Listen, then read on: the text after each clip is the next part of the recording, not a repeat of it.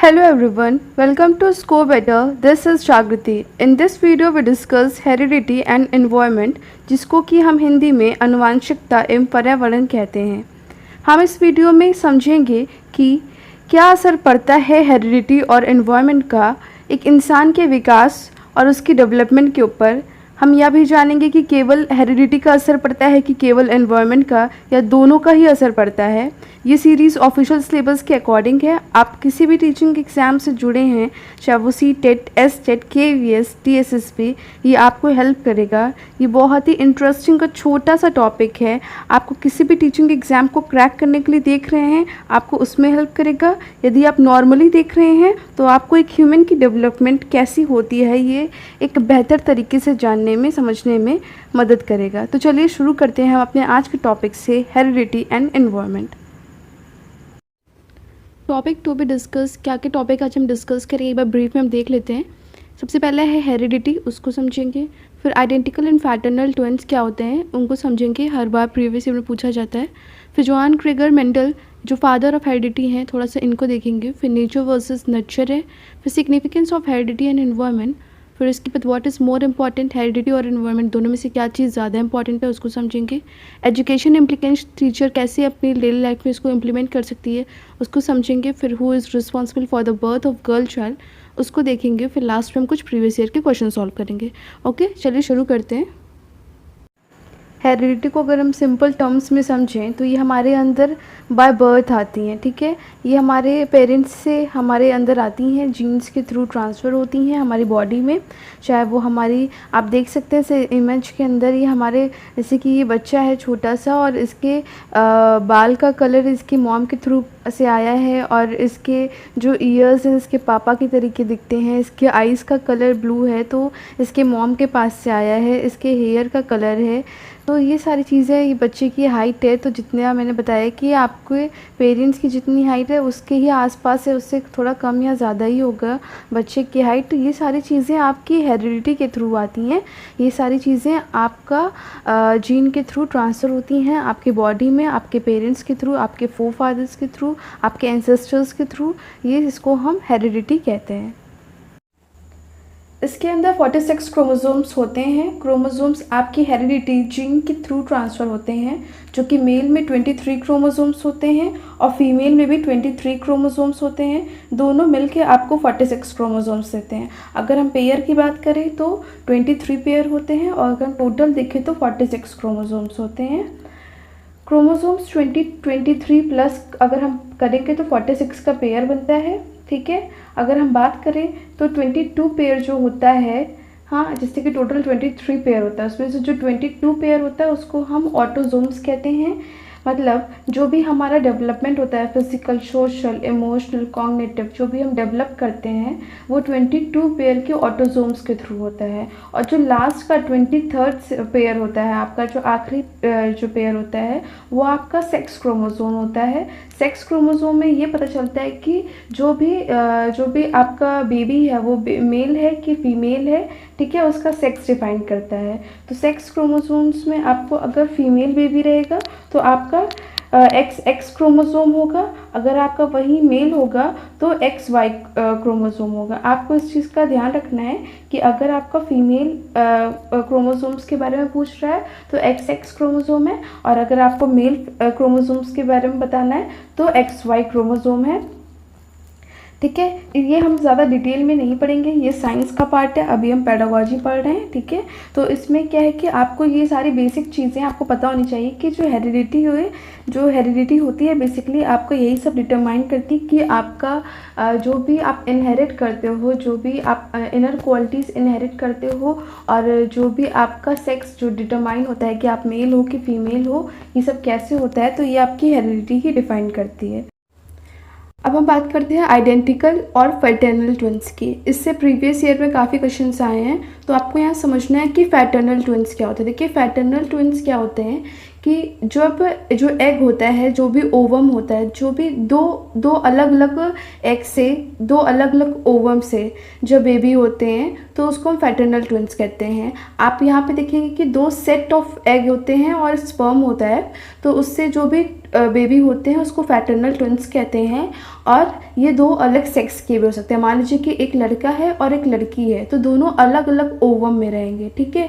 और जो identical twins रहते हैं वो दोनों एक होते हैं, मतलब कि एक ओवम आगे चल के 2 पार्ट में ब्रेक हो जाता है, ठीक है। जैसे कि आप देख रहे हैं एक ओवम है और ये आगे चल के 2 पार्ट में ये ब्रेक हो जा रहा है। तो ये जब ये ब्रेक हो जा रहा है तो ये क्या हो रहा है कि एक ही जैसे एक चीज़ को अगर 2 पार्ट में हम ब्रेक करते हैं तो ऐसा नहीं कि चीज़ बदल जाएगी। तो यहाँ पे आइडेंटिकल ट्विन्स हो रहे हैं, मतलब कि सेम होंगे, चाहे वो 2 गर्ल हो चाहे वो 2 बॉय हो, ज़्यादातर उनकी एक्टिविटीज़ सिमिलर होती हैं। तो उसमें क्या होता है, वो आइडेंटिकल ट्विन्स कहलाते हैं। और पैटर्नल ट्विन्स क्या होते हैं, 2 अलग अलग एग में प्रोड्यूस होते हैं, और चाहे वो 2 सेम सेक्स के भी हो सकते हैं, 2 बॉय हो सकते हैं, 2 गर्ल हो सकती हैं, या 1 बॉय या 1 गर्ल हो सकती है, ठीक है।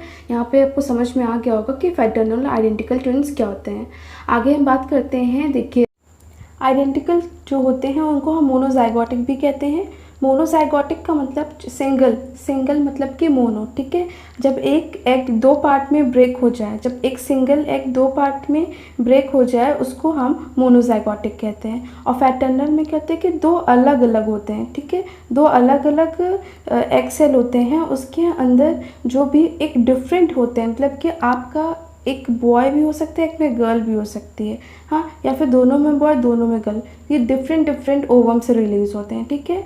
सेम टाइम पे दोनों का ही बर्थ होता है लेकिन डिफरेंट ओवम में रहते हैं। और आइडेंटिकल में कहते हैं कि एक जो होता है वो 2 पार्ट में डिवाइड हो जाता है, उसको आइडेंटिकल कहते हैं। तो आपको समझ में आ गया होगा कि जो आइडेंटिकल होता है उसको मोनोजाइगोटिक कहते हैं, और जो फैटर्नल होते हैं उनको हम डाइजाइगोटिक कहते हैं। तो यहाँ तक बस इतना ही। आई होप आपको ये आइडेंटिकल और फैटर्नल, मोनोजाइगोटिक और डाइजाइगोटिक यहाँ तक का आपका सब क्लियर हो गया होगा। आगे बढ़ते हैं अब हम।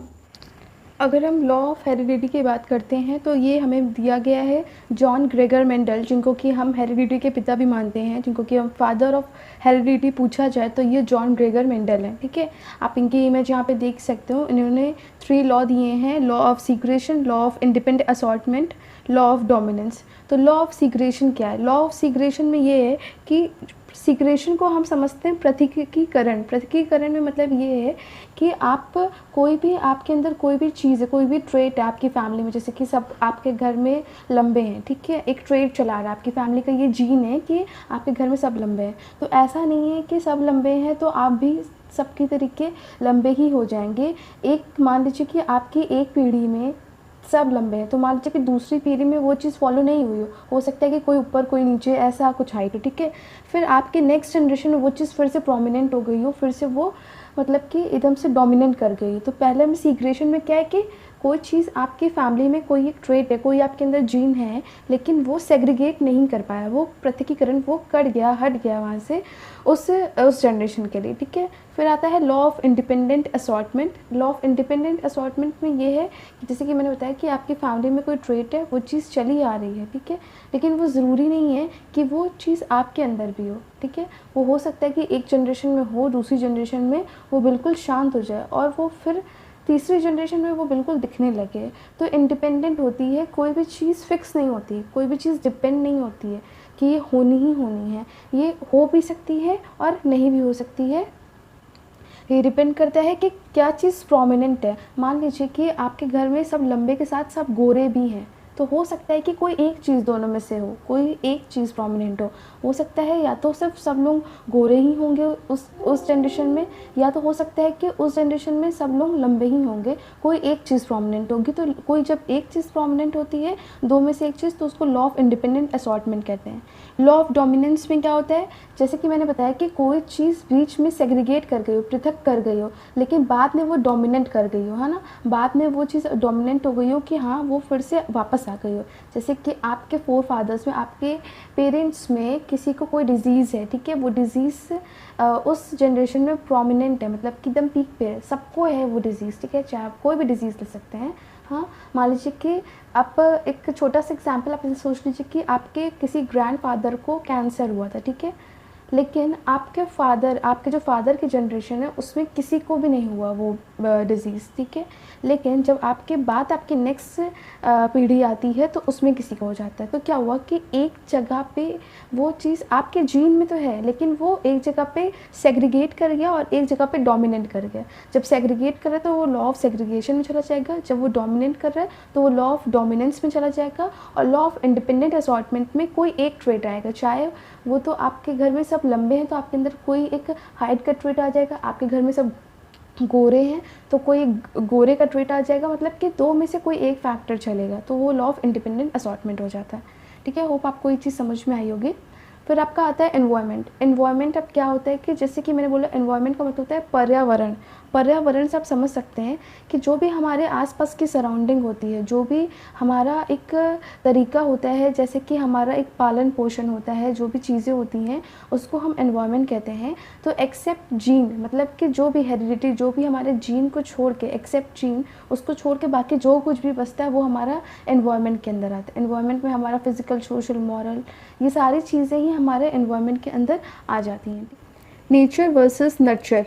नेचर क्या होता है? नेचर एक नेचुरल प्रोसेस है। नेचुरल प्रोसेस में आपका क्या आएगा? हेरिडिटी आएगा, ठीक है। जो भी आपका हेरिडिटी है वो एक, उसको हम नेचर कहते हैं, ठीक है, वो नेचुरल प्रोसेस के थ्रू आता है। और जो एनवायरनमेंट होता है उसको हम नर्चर कहते हैं, कि जो भी हम परवरिश देते हैं, जो हम न्यूट्रिशन प्रोवाइड करते हैं, जो भी हम नरिशमेंट देते हैं चीज़ों को, वो एनवायरनमेंट होती है। तो आपसे कई बार एग्जाम में ऐसा क्वेश्चन पूछा जाएगा कि नेचर क्या होता है और नर्चर क्या होता है। तो आपको समझना पड़ेगा कि अगर नेचर के बारे में पूछ रहा है तो वो हेरिडिटी है, और नर्चर के बारे में अगर पूछ रहा है एग्जाम में तो वो एनवायरनमेंट है, ठीक है। क्या इंपॉर्टेंस है हमारी लाइफ में, क्या सिग्निफिकेंस है हेरिडिटी और एनवायरनमेंट का? देखिए, अगर आप हेरिडिटी और एनवायरनमेंट की बात करेंगे तो हेरिडिटी क्या है? वो जो विशेषताएं हैं, जो कैरेक्टरिस्टिक्स हैं, जो हमारे अंदर हमारे पेरेंट्स के थ्रू मिली हैं, जिसको कि हम हेरिडिटी कहते हैं। और एनवायरनमेंट जो भी हमारा बाहर का सराउंडिंग है, जो भी हमें न्यूट्रिशन प्रोवाइड होता है, जो भी हमें नरिशमेंट मिलता है हमारी सोसाइटी से, हमारी फैमिली से, हमारे इमोशंस को जो हमारे अफेक्ट करता है, जो हमारे सोशल कॉग्निटिव को इफेक्ट करता है, वो हमारा एनवायरनमेंट होता है, ठीक है। तो जैसे कि अगर फॉर एग्जांपल अगर मैं बताऊं कि मैं टीचर हूं, ठीक है, मैं टीचर कैसे बनी, तो मुझे वो टीचर बनने का एक एनवायरनमेंट मिला होगा, ठीक है। एक ऐसा मुझे सराउंडिंग, ऐसे मुझे जगह पे रखा गया होगा जहाँ पे मुझे ये बनने की प्रेरणा मिली, या फिर मैं टीचर बनी, ठीक है। मैं कुछ और भी बन सकती थी, मैं चाहती तो मैं पायलट भी बन सकती थी, मैं IAS भी बन सकती थी, मैं कुछ भी साइंटिस्ट बन सकती थी, लेकिन वैसा एनवायरनमेंट नहीं मिला मुझे। जो जिस तरीके का एनवायरनमेंट मिला, मुझे टीचर बनने का एनवायरनमेंट मिला।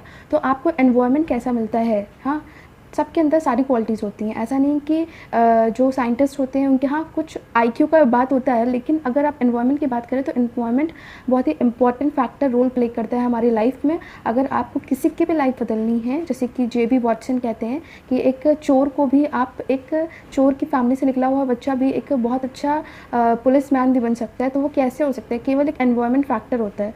तो ये सारी चीज़ें होती हैं। तो यहाँ तक आपके समझ में आ गया कि हेरिडिटी क्या है, एनवायरनमेंट क्या है। तो ऐसे ही अकॉर्डिंग टू वुडवर्थ सपोर्ट करते हैं, वो कहते हैं क्या है कि दोनों इक्वली इंपॉर्टेंट है, हेरिडिटी और एनवायरनमेंट इक्वली इंपॉर्टेंट है। आपसे एग्जाम्पल में आपके एग्जाम में पूछ लिया जा सकता है कि क्या चीज़, कौन कहता है कि हेरिडिटी और एनवायरनमेंट दोनों इक्वली इंपॉर्टेंट है? कौन से ऐसे प्रोफेसर है जो ऐसा कहते हैं? तो आपको यहाँ पे याद रखना है कि जो वुडवर्थ हैं वो बोलते हैं क्या है कि वो दोनों चीज़ें, हेरिडिटी और एनवायरनमेंट, एक ह्यूमन बीइंग की डेवलपमेंट में, एक बच्चे के चाइल्ड में बहुत ही इंपॉर्टेंट रोल प्ले करते हैं, वो भी इक्वली, ठीक है। अब हम आगे बात करते हैं कि people who believe in heredity, जो लोग हेरिडिटी में बिलीव करते हैं उन्हें हम नेटिविस्ट कहते हैं। नेटिविस्ट उनको कहते हैं जो लोग हेरिडिटी फैक्टर पे बिलीव। तो people who believe in environment, मतलब कि जो लोग बिलीव करते हैं कि जो डेवलपमेंट पे इफेक्ट डालता है हमारा एनवायरनमेंट पे ही इफेक्ट डालता है, तो उनको हम एम्पिरिस्टिस्ट कहते हैं। और जो लोगों को लगता है कि हेरिडिटी हमारी डेवलपमेंट पे ज़्यादा इफेक्ट डालती है, उनको हम नेटिविस्ट कहते हैं, ठीक है। तो अब हम आगे बढ़ते हैं। तो पूछ रहा है कि what is more important, environment और हेरिडिटी? तो जैसे कि मैंने आपको बताया पहले भी कि दोनों ही बहुत इक्वली इंपॉर्टेंट है। हेरिडिटी भी जितनी ही इंपॉर्टेंट है जितना कि हमारा एनवायरनमेंट है। और हेरिडिटी में क्या है कि आपका नेचर आता है, एनवायरनमेंट में आपका नर्चर आता है। तो इस वजह से ये बहुत ही इंपॉर्टेंट है एवरी ह्यूमन एट्रीब्यूट्स के लिए, ठीक है। फिर हम बात करते हैं एजुकेशन इम्प्लीकेशन की, कि टीचर पे क्या एक टीचर होने के नाते आप जब अपने क्लासरूम में हैं तो आप कैसे एक हेरिडिटी और एक एनवायरनमेंट को जो भी आपने सीखा है कैसे इम्प्लीमेंट कर सकते हैं। तो वही चीज़ है कि जो भी हेरिडिटी फैक्टर होता है हर इंसान में एक नेचुरल प्रोसेस के थ्रू आता है। तो हर इंसान अलग होगा, हर इंसान में कुछ विशेषताएँ होंगी, किसी में कुछ होगा, किसी में कुछ होगा। तो हर इंसान अपने से अलग होगा, ठीक है। और अलग कैसे होगा, आप मान लीजिए कि एक हेरिडिटी फैक्टर तो मैटर करता है कि एक एनवायरनमेंट फैक्टर जैसे मैटर करता है कि वो किस सराउंडिंग से बिलोंग करता है। तो हर बच्चा का जो समझने का तरीका, सोचने का तरीका अलग होगा। तो टीचर को हर बच्चे पे इक्वली फोकस करना है, इक्वली ध्यान देना है। तो हर बच्चा अपने से अलग है, तो इसको हम सबसे इम्पॉर्टेंट इंडिविजुअल डिफरेंसेस, मतलब कि हर इंसान, हर बच्चा एक दूसरे से अलग है और टीचर को सबके नीड के अकॉर्डिंग ही उनको ध्यान देना है। तो यहाँ पे एक एजुकेशन इम्प्लीकेशन के तरीके आपको टीचर को हर बच्चे को उसकी नीड के अकॉर्डिंग, उसके प्रेफरेंस के अकॉर्डिंग उस पर ध्यान देना है। Okay. Who is responsible for the birth of girl child, कौन रिस्पॉन्सिबल होता है गर्ल चाइल्ड का। जैसे कि आपने देखा होगा विलेज में बहुत सी जगह पे गर्ल्स को पैदा होते ही मान उनको मार देते हैं। तो फिर इसके पीछे वुमेन को रिस्पॉन्सिबल देते हैं कि उन्होंने बेबी चाइल्ड को, गर्ल बेबी चाइल्ड को बर्थ दिया है। तो देखिए इसका रिस्पॉन्सिबल कोई नहीं होता है, ये एक नेचुरल प्रोसेस के थ्रू होता है। और मेन इसका डिटरमाइन करता है कि कौन सा जो लास्ट 23 हमारा जो लास्ट पेयर होता है वो सेक्स क्रोमोसोम होता है, जो कि मैन डिसाइड करता है, मैन डिटरमाइन करता है, निर्धारित करता है कि बेबी बॉय होगा कि गर्ल होगा। ओके। चलिए आप कुछ प्रीवियस ईयर के क्वेश्चन सॉल्व कर लेते हैं। तो पहला क्वेश्चन है कि 22 pairs of chromosomes are the same in male and female, they are known as. जैसे कि मैंने बताया कि 23 टोटल पेयर्स होते हैं, जिसमें कि 22 पेयर्स को हम क्या कहते हैं। तो आप इसका आंसर खुद से देने की कोशिश कीजिए। तो इसका आंसर ए होगा ऑटोजोम्स। 22 पेयर्स ऑफ क्रोमोसोम्स को हम ऑटोजोम्स कहते हैं। Okay. Human have dash pair of chromosomes. तो ये हमारा सेकंड क्वेश्चन है कि कितने पेयर्स ऑफ क्रोमोसोम्स होते हैं। तो जैसे कि आप जानते हैं कि 23 पेयर्स होते हैं। अगर क्वेश्चन में ये पूछा जाता है कि टोटल क्रोमोसोम्स कितने होते हैं तो आपका 46 होता है, लेकिन पूछा गया है कि human haves dash pair of chromosomes, तो इसका आंसर 23 पेयर्स होगा। Development is the product of, तो ये हमारा लास्ट क्वेश्चन है। तो only heredity, only environment, both, none of these. तो जैसे कि मैंने बताया कि जो हमारी डेवलपमेंट में दोनों चीज़ों का असर पड़ता है, हेरिडिटी और इन्वायरमेंट का, दोनों का इक्वली। तो इसका आंसर सी होगा, बोथ। तो चलिए बस हो गया आज के लिए इतना ही, और होप आपको ये सारी चीज़ें समझ में आई होंगी। अगर आपको कोई भी इस टॉपिक से रिलेटेड डिफ़िकल्टी आती है तो आप मुझे कमेंट सेक्शन में पूछ सकते हैं। और अगर आपको ये सीरीज़ पसंद आ रही हो तो प्लीज़ आप उसे लाइक कीजिए, शेयर कीजिए, सब्सक्राइब कीजिए। होप आपको सभी चीज़ें समझ में आ गई होंगी। चलिए फिर नेक्स्ट सीरीज़ में हम अपने मिलते हैं। Okay, thank you, bye.